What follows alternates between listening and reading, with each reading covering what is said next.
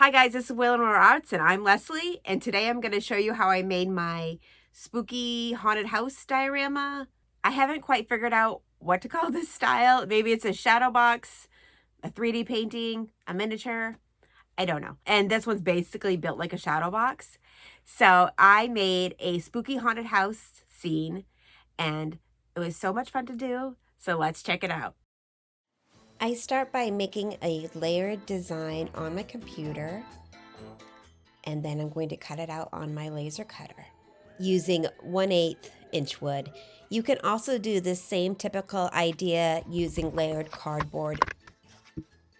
I am gluing it all together and adding lights as I go to the layers. And then I also painted the windows black because it's the easiest way to paint them at this time. This is the moon. I'm painting it a base of white and then some dry brushing of grays and black just to kind of look like the moon surface or shadows in front of the moon.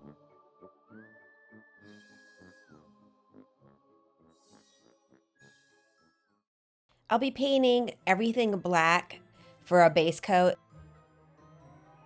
Now it's time to add some texture. I am using coffee stir sticks to make the siding of the house. This is a really cool, easy way to make siding.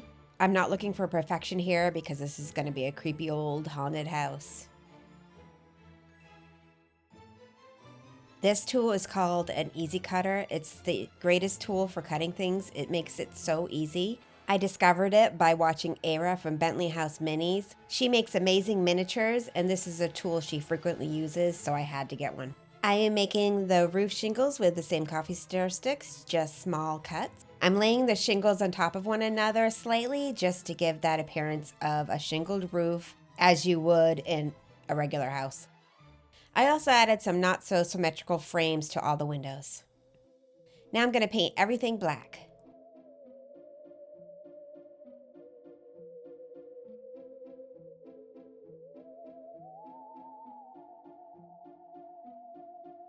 Now it's time for dry brushing.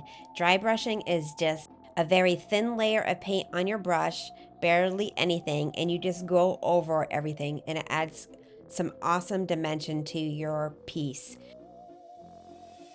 I am using white, brown, and black for dry brushing.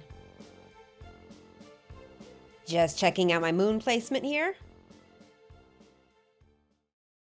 Now I want to add dimension to the trees, and I'm basically doing a paper mache method. I am using a mixture of water, glue, and paint. And then I take tissue paper and shape it into the form I want, and then I'm gluing that tissue paper down to my tree design. You can use tissue paper, you can use toilet paper, paper towel, you can do newspaper, or you can even use paper clay to get the same effect. I find this tissue paper super easy to work with, and you paint in the shapes you want. I am looking for a tree bark shape, so this is super easy and it looks awesome.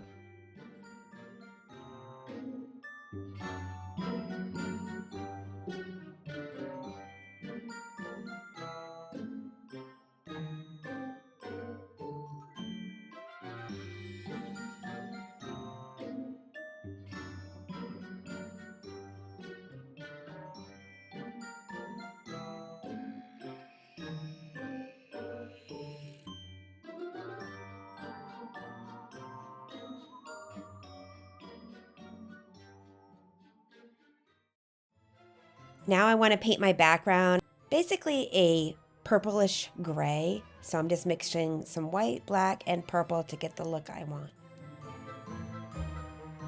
The cutout rectangular you see is where the battery will be for my lights. And now I'm going to dry brush brown, black, and white over all the tree area, and this will bring out the look of the bark in the trees.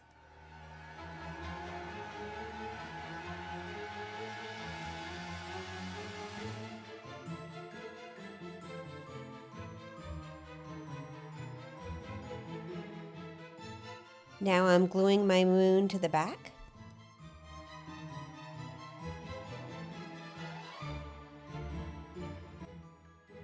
Now I'm gluing the tree layer to the background layer.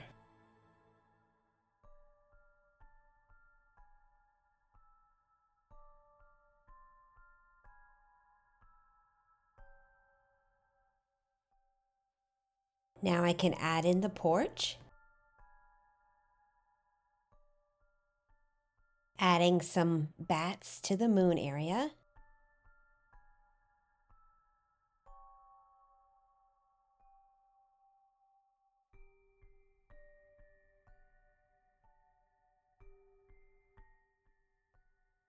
So now I'm adding some air drying clay to the landscape to give it some more dimension.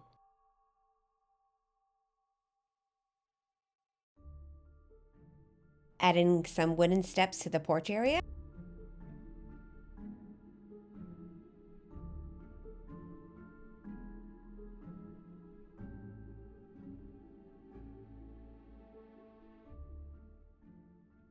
And then I'll be continuing on with my air drying clay. Now, this is what I call the ugly phase of the project. It looks a little messy because I used some dirty paint water to help place my air drying clay. I also added a 1/2-inch frame to my project.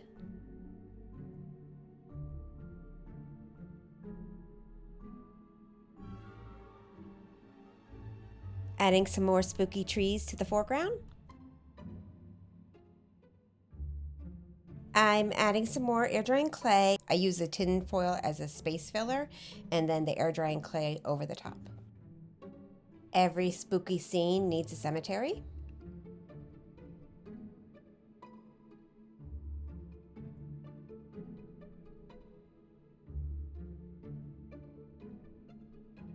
Dry brushing.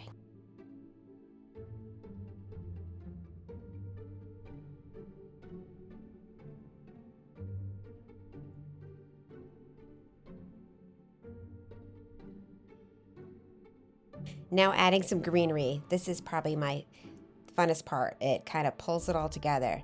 Great for any diorama or miniature. I'm using some faux grass, and then I have moss here, pine needle I'm using for tall good grass. This is some watered down glue. And then I have some Spanish moss for the trees.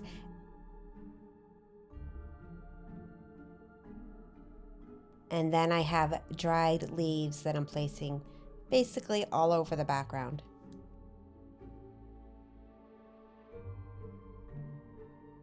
Adding a little bit of brown, red, and orange paints to help blend in the background.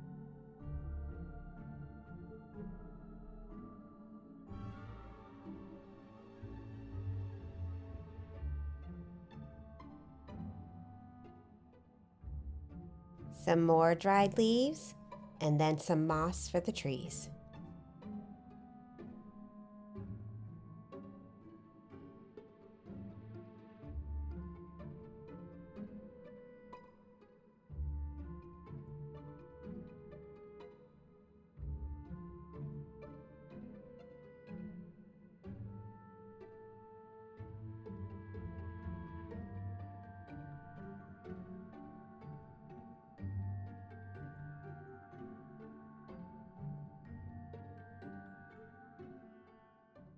And here it is, guys.